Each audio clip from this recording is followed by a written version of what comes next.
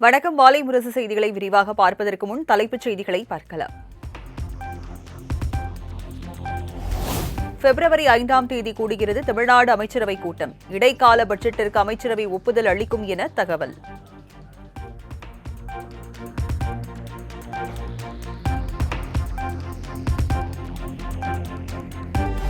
பிரேமலதா விஜயகாந்துடன் திமுக MP Kanimozhi தொலைபேசி வாயிலாக பேச்சுவார்த்தை நடத்தி வருவதாக தகவல். டெல்லியில் ராகுல் காந்தியை கனிமொழி நேரில் சந்தித்து பேசியிருந்த நிலையில் பிரேமலதாவுடன் தொலைபேசியில் பேச்சு.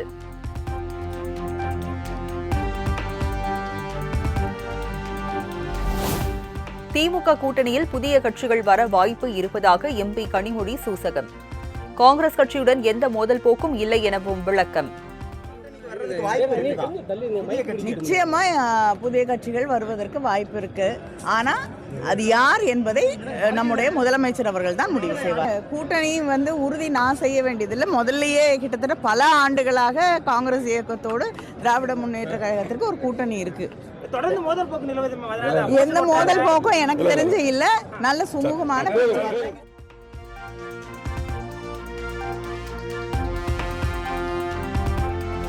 திமுக கூட்டணி கட்சிகளிடையே பேச்சுவார்த்தை நல்ல முறையில் நடைபெற்று வருவதாக எம்பி கனிமொழி விளக்கம். அனைத்து பேச்சுவார்த்தைகளும் முடிந்தவுடன் மு.க.ஸ்டாலின் அறிவிப்பார் எனவும் பேட்டி. நல்லா போயிட்டு இருக்குங்க. மீதி எல்லா பேச்சுவார்த்தையும் முடிந்தவுடன் தலைவர் அறிவிப்பார்கள்.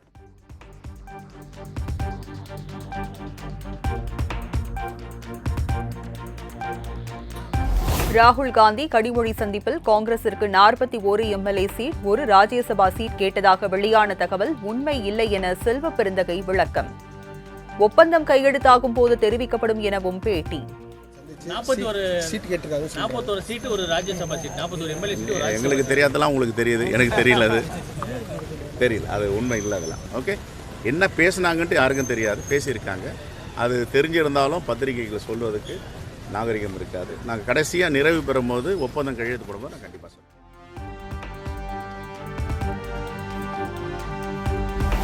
யார் வேண்டுமானாலும் அரசியலுக்கு வரலாம், ஆனால் மக்கள் நம்பிக்கையை பெற்றால் மட்டுமே ஆட்சி நடத்த முடியும். அரசியல் வாரிசு என்கிற விமர்சனத்திற்கு களத்தில் எதிர்க்க முடியாதோரின் இற்று போன குற்றச்சாட்டு என முதல்வர் மு.க.ஸ்டாலின் பதிலடி.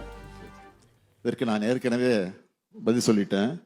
யார் வேண்டுமானாலும் அரசியலுக்கு வரலாம், ஆனால் யார் வந்தாலும் அவங்கள மக்களுக்கு முன்னாடி நின்று அவங்க நம்பிக்கையை பெற்று ஓட்டு வாங்கினா மட்டும்தான் வெற்றி பெற முடியும்.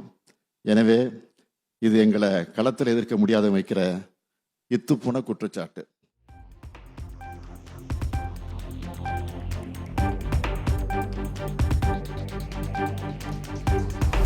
தேசிய ஜனநாயக கூட்டணிக்கு கொள்கை என்பதே கிடையாது என முதல்வர் மு.க.ஸ்டாலின் விமர்சனம். கட்டாயத்தின் பேரிலும் ஒரு சிலரின் சுயநலத்திற்காக கூடிய துரோக கூட்டணி என்றும் காட்டம். நாங்கள் அழுத்தமாக சொல்கிறோம். என்டிஏ என்கிற பேரில் தமிழ்நாட்டில் பாஜக உருவாக்கி இருக்கக்கூடிய கூட்டணிக்கு எந்த கொள்கையும் கிடையாது. அது முழுக்க முழுக்க கட்டாயத்தாலையும் ஒரு சிலரின் சுயநலத்துக்காக கூடியுள்ள துரோக கூட்டணி அது.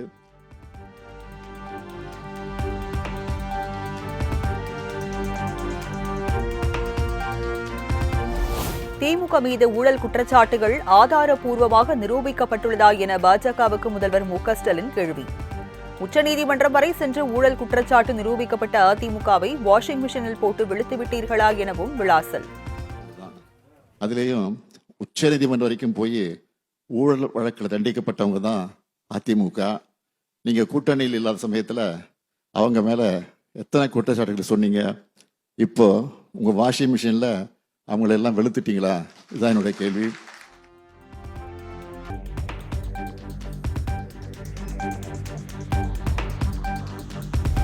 நீட் தேர்வு விலக்கு தேவை என அக்கறை காட்டும் அதிமுகவினர் அதனை அமல்படுத்திய பாஜகவிடம் இது பற்றி கேட்பதற்கு தயக்கம் ஏன்? சென்னை கிண்டியில் நடைபெற்ற கருத்தரங்கில் முதலமைச்சர் மு.க.ஸ்டாலின் கேள்வி. நீட் தேர்வு விலக்கு பற்றி அக்கறையோடு கேட்டு இருக்கக்கூடிய எதிர்க்கட்சியினர் அவங்களோட கூட்டணிக்கு தலைமை தாங்குகிற பாஜக கிட்ட அதை வலியுறுத்த ஏன் தயங்குறாங்க, அஞ்சி நடுங்குறாங்க? தமிழ்நாட்டு மேலே பாஜக வலுக்கட்டமாக திணிச்சிருக்கிற திட்டங்களை பற்றி குரல் எழுப்ப திராணி இல்லாமல் இருக்கிறவங்க நெஞ்சு நிமித்தி எப்படி மக்களுக்காக கேள்வி எழுப்புவாங்க? தமிழ்நாட்டோட தன்மானத்தை காக்க எப்படி தலை நிமிர்ந்து பேசுவாங்க?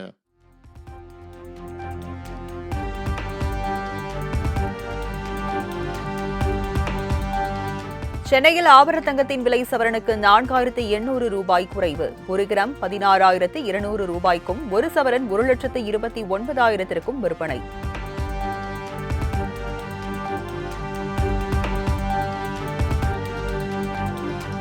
சென்னையில் வெள்ளியின் விலை கிலோவிற்கு 10,000 ரூபாய் குறைவு. கிராமிற்கு 10 ரூபாய் குறைந்து 415 ரூபாய்க்கும் 1 கிலோ 4,15,000 ரூபாய்க்கும் விற்பனை.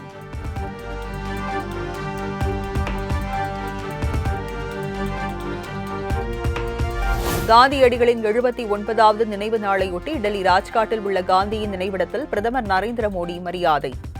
குடியரசுத் தலைவர் திரௌபதி முர்மு, குடியரசு துணைத் தலைவர் CP ராதாகிருஷ்ணன், மத்திய அமைச்சர் ராஜ்நாத் சிங் உள்ளிட்டோர் மரியாதை.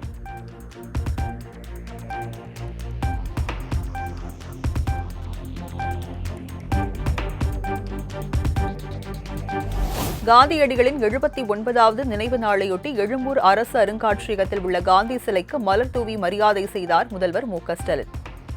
பொதுமக்கள் முன்னிலையில் தீண்டாமை ஒழிப்பு உறுதிமொழி ஏற்பு. இந்திய அரசியலமைப்பின்பால்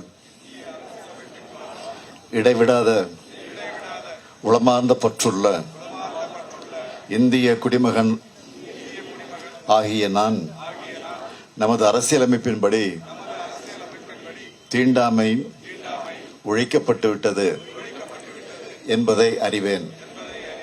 தீண்டாமை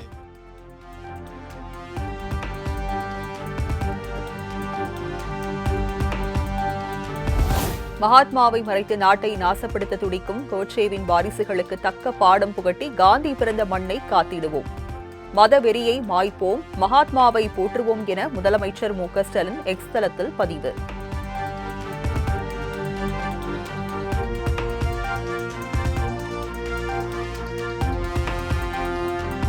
முன்னாள் முதல்வர் ஓ பன்னீர்செல்வத்தை அதிமுகவில் இணைக்க வாய்ப்பு இல்லை என EPS தெரிவித்த விவகாரம். எடப்பாடி பழனிசாமி நேற்று கூறியது பழைய செய்தி என OPS கருத்து.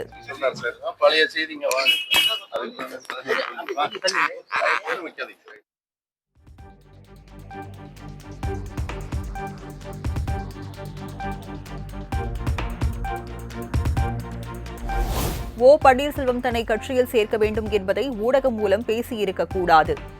ஓ பன்னீர்செல்வம் நடத்தும் நாடகத்தை எல்லாம் மக்கள் பார்த்து சலித்து விட்டார்கள் எனவும் செல்லூர் ராஜு விமர்சனம். யார்கிட்ட கேட்கணும்? நான் சொல்ற கேளுங்க. யார்கிட்ட கேட்கணும்? அவர் எப்படி கேட்கணும்?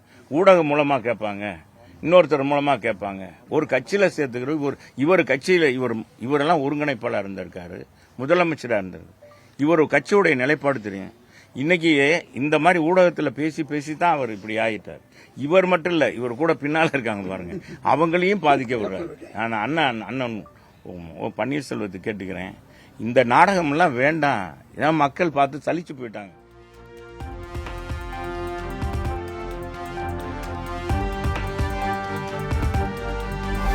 விஜய் எங்களை விமர்சித்ததால் நாங்கள் விஜயை விமர்சித்தோம் என செல்லூர் ராஜு விளக்கம். விஜய் அறையில் அமர்ந்து அரசியல் செய்கிறார் எனவும் விமர்சனம். விஜய் நாங்களா திட்டல, நாங்க அவரை சொன்னோம். அவர் எங்களை திட்டும் போது நாங்க திட்டாம இருக்க முடியுமா? அவர் அறையிலே வந்துட்டு அரசியல் பண்ணா எப்படி முடியும்? எங்க தலைவர் பொது வாழ்க்கைக்கு வந்தாரு, எல்லா இடங்களும் போனாரு, வச்சாரு. அவர் போனாரா? அவர் போறாரா? வராரா?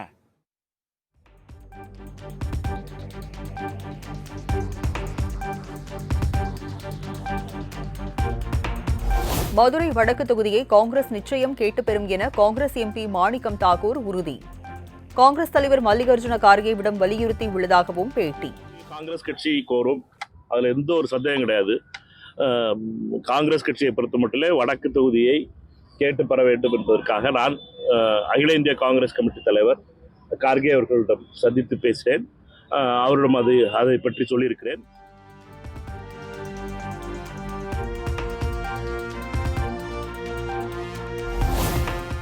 திமுக கூட்டணி 2026 தேர்தலிலும் வெல்லும் என்பதை கருத்து கணிப்புகள் உறுதி செய்வதாக அமைச்சர் KN நேரு கருத்து.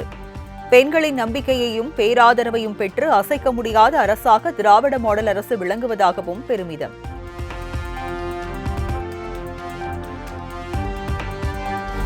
தமிழ்நாடு மற்றும் இந்திய அளவில் அரசு மற்றும் தனியார் விருது அமைப்புகள் உண்மையாகவே நேர்மையாக செயல்படுகின்றனவா? தமிழ்நாடு அரசு திரைப்பட விருதுகள் அறிவிக்கப்பட்டுள்ள நிலையில் இயக்குநர் ப. ரஞ்சித் கேள்வி.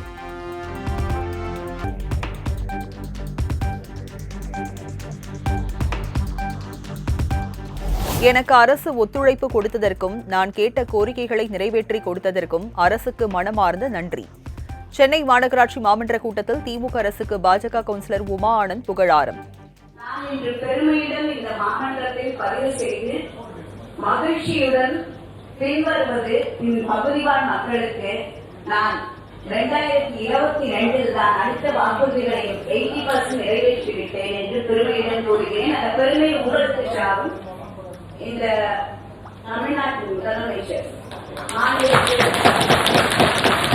ஸ்டாலின் அவர்களுக்கும் மா சுப்பிரமணியம் அவர்களுக்கும் அமைச்சர் நேரு இந்த 3 பேருக்குமே I would like to record my appreciation.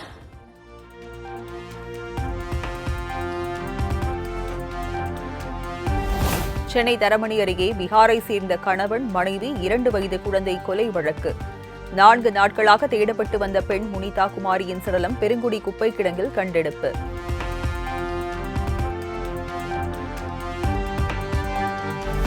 சென்னையில் மாடுகளை வைத்துள்ளவர்கள் மைக்ரோசிப் பொருத்தி உரிமம் பெறுவது கட்டாயம் என சென்னை மாநகராட்சி மாமன்ற கூட்டத்தில் தீர்மானம் நிறைவேற்றம். 100 ரூபாய் கட்டணம் செலுத்தி மார்ச் 18ஆம் தேதிக்குள் உரிமம் பெற வேண்டும் என உத்தரவு.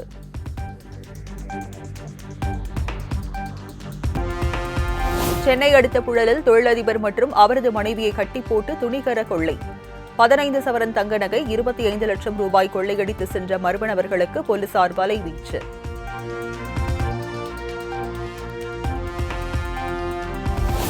சேலத்தில் வெள்ளி நகை கடையில் இருந்த பெண் மீது மிளகாய் பொடி தூவி திருட முயன்ற ஹெல்மெட் அணிந்த மர்ம நபர். பெண் பயங்கரமாக கூச்சலிட்டதால் இளைஞர் தெரித்து தப்பியோடிய காட்சி இணையத்தில் வைரல்.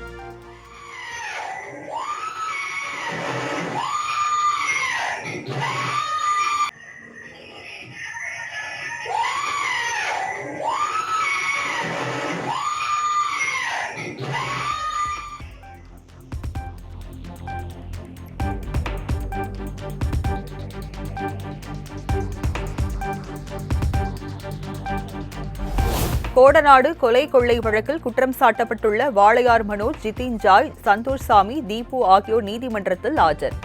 பிப்ரவரி 13ஆம் தேதிக்கு வழக்கை ஒத்திவைத்து உதகை மாவட்ட பொறுப்பு நீதிபதி சந்திரசேகர் உத்தரவு.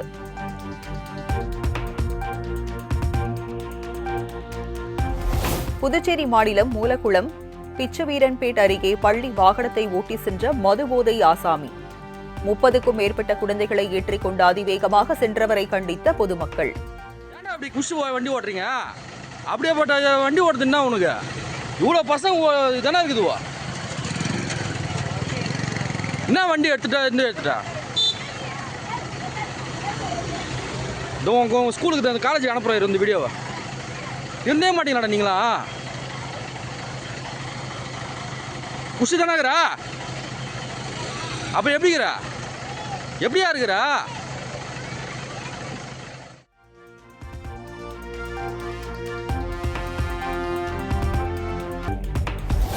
சபரிமலை தங்க திருட்டு வழக்கில் சென்னையில் உள்ள இல்லத்தில் நடிகர் ஜெயராமிடம் வாக்குமூலம் பதிவு செய்த சிறப்பு புலனாய்வு குழு. முக்கிய குற்றவாளியாக கருதப்படும் உன்னிகிருஷ்ணன் ஜெயராமிற்கு என்ன தொடர்பு என்றும் விசாரணை.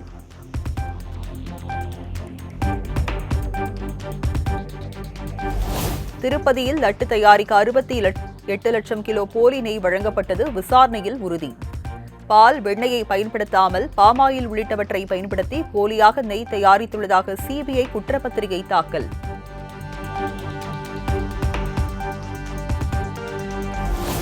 ஆந்திர மாநிலம் அம்மானுரோலு அருகே சரக்கு ரயில் தடம் புரண்டு விபத்து. 2 தண்டவாளங்களுக்கு இடையே ரயில் பெட்டிகள் சிக்கியுள்ளதால் மீட்புப் பணியில் ஊழியர்கள் தீவிரம்.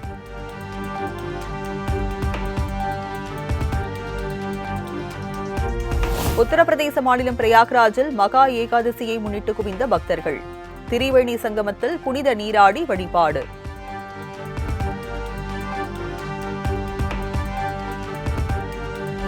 தெலங்கானா மாநிலம் முலுகுவில் உள்ள மேத்ராத்தில் சம்மக்கா சாராளம்மா மகா ஜாத்ரா கோலாகலம். வரலாறு காணாத வகையில் லட்சக்கணக்கானோர் குவிந்து வழிபாடு.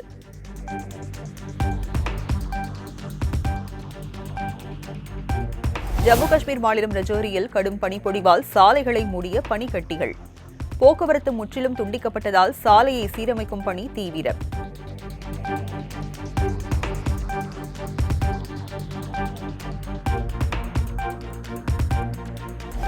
கியூபா விவகாரத்தில் தேசிய அவசர நிலையை பிரகடனம் செய்த அமெரிக்க அதிபர் டிரம்ப் அதிரடி. கியூபாவுக்கு கச்சா எண்ணெய் விநியோகம் செய்யும் நாடுகளுக்கு எதிராக புதிய வரி விதிக்க அனுமதிக்கும் நிர்வாக உத்தரவிலும் டிரம்ப் கையெழுத்து.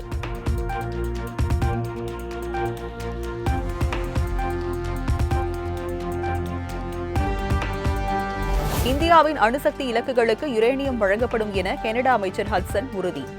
இயற்கை வளங்களை அரசியல் நிர்பந்தத்திற்கான கருவியாக பயன்படுத்த மாட்டோம் என்றும் திட்டவட்டம்.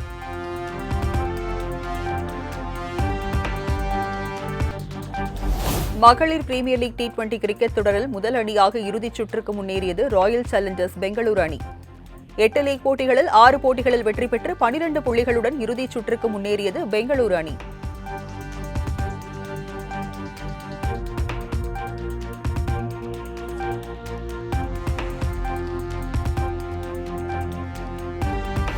T20 போட்டியில் விளையாடுவதற்காக திருவனந்தபுரம் சென்றுள்ள இந்திய அணியினர். சூரியகுமார் யாதவ் உள்ளிட்ட இந்திய அணி வீரர்கள் பத்மநாப சுவாமி கோவிலில் சுவாமி தரிசனம்.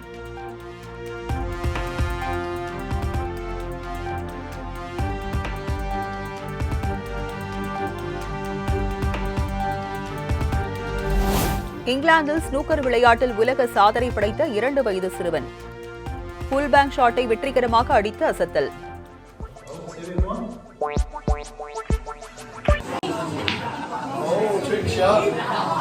Trick shot, Gina.